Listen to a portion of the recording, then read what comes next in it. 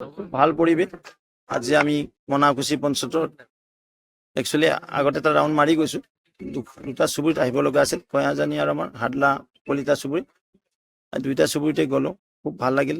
সন্মানৰ আই মাতৃসকল ওলাইছে, এই গাঁৱৰ অতি জ্যেষ্ঠ সন্মানৰ ব্যক্তিসকল ওলাইছে, ডেকা শক্তি ওলাইছে। নিশ্চিতভাৱে আমাৰ মিত্ৰ গোষ্ঠীৰ বিজয় সাব্যস্ত হৈছে। কেৱল আনুষ্ঠানিকতা বাকী আছে। 7 তাৰিখে ৰাইজ হিলদল ভাঙি ওলাই আহি পদুম আৰু হাতীৰ ছবিত ভোট দিব, কোনো দ্বিমত নাই।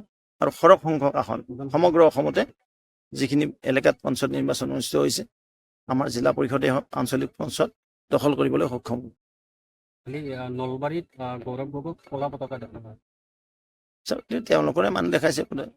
নলবাৰীতো আৰু গৌৰৱ গগৈৰ একো অৱদান নাই।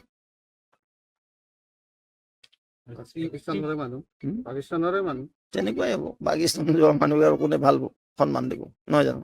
সেই ভূমিত কাইলৈ 43টা কিবা যে এইবিলাকৰ নিৰ্বাচন আয়োগে কৰিব, য'ত কিবা খেলি মেলি আছে, কমপ্লেইন আছে, ৰিপল নিশ্চয়। কংগ্ৰেছৰ ভৱিষ্যত কেনে দেখিছে 26 এতিয়াতো আৰু শেষেই বাৰু। মই তিনি নহয়, কিন্তু মই দেখিছোঁ কংগ্ৰেছৰ ভৱিষ্যত ভাল নহয়। কংগ্ৰেছ আৰু বিখণ্ডিত হ'ব। আজি এইটোৱে কৈছোঁ। কংগ্ৰেছে আশা কৰিছে যে আপোনালোকৰ দলৰে যিবিলাক নিৰ্দলীয় প্ৰাৰ্থী ওলাইছে, সকলোকে তেওঁলোকৰ প্ৰাৰ্থীক কংগ্ৰেছৰ প্ৰাৰ্থীক জয় কৰাত সহায় কৰিব। চাওক, বিজেপি আজি পৃথিৱীৰ ভিতৰত এটা সংখ্যাৰ ভিতৰত ডাঙৰ দল। শাসনটো আমি ডাঙৰ।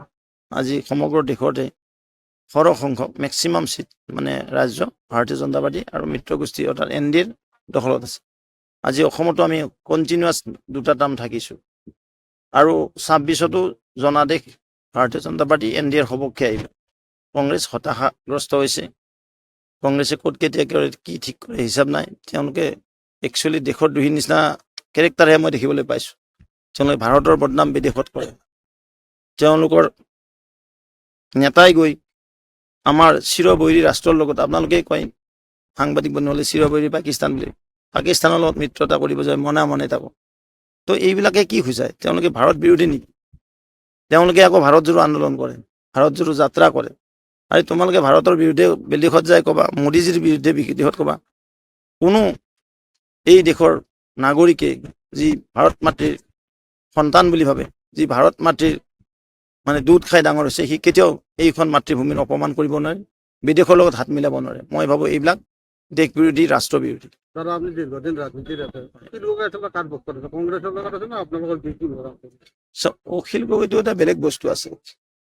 ক'ত কেতিয়া কি কথা কয়, তেওঁ কংগ্ৰেছৰ লগতে আছে, কংগ্ৰেছক ভোট দিবও কয়, আকৌ কংগ্ৰেছকে গালি পাৰে। এতিয়া তেওঁলোকৰ কি অংক, তেওঁলোকৰ কি ইকুৱেশ্যন আছে মই নাজানো। আমি কেতিয়াও ব্যৱহাৰ নকৰোঁ। আৰু অখিল গগৈ আপুনি জানেই দেখোন কেনেকৈ আমাক তেওঁ আক্ৰমণ কৰে। কোনে ক'ব তেওঁ আমাৰ বি টিম বুলি? তেওঁ যিদৰে বিজেপিক আক্ৰমণ কৰে, কংগ্ৰেছে সাহ নকৰে। যেনে স্থলত কোনো অখিল গগৈ আমাৰ বি টিম বিচাৰ